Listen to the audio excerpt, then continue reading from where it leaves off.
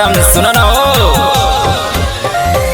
जमा हो हंसी हो माल बेहतर मिलेगा हो मैडम, तोहरा के भतार बॉडी बिल्डर मिलेगा हो मैडम, तोहरा के भतार बॉडी बिल्डर मिलेगा।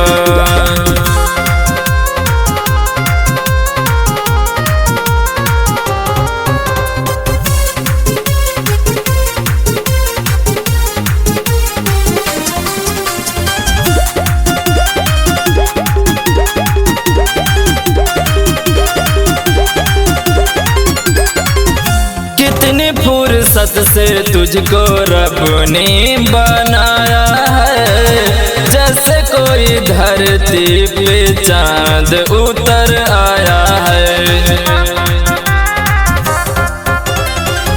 कितनी फुर्सत से तुझको रब ने बनाया है, जैसे कोई धरती पे चांद उतर आया है।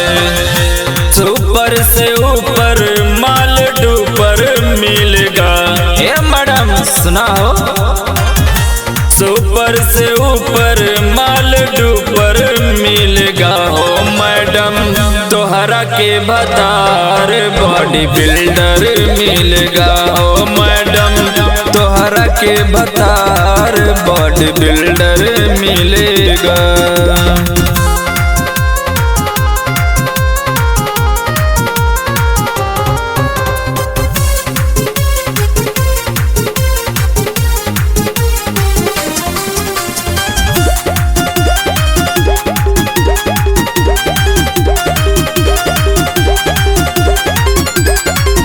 हाई फाई लड़का होगा बंगला कार हो, हनीमून लंदन ले जाएगा तुमको यार हो।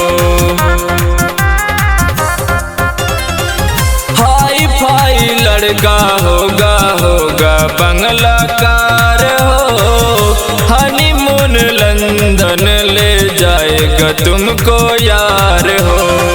नागेश्वर जैसा यार दमदार मिलेगा, नागेश्वर जैसा यार दमदार मिलेगा ओ मैडम, तोहरा के भतार बॉडी बिल्डर मिलेगा ओ मैडम, तोहरा के भतार बॉडी बिल्डर मिलेगा। दोबारा पातर मिल सकता है मैडम जी, कौनो गारंटी थोड़ा ना है।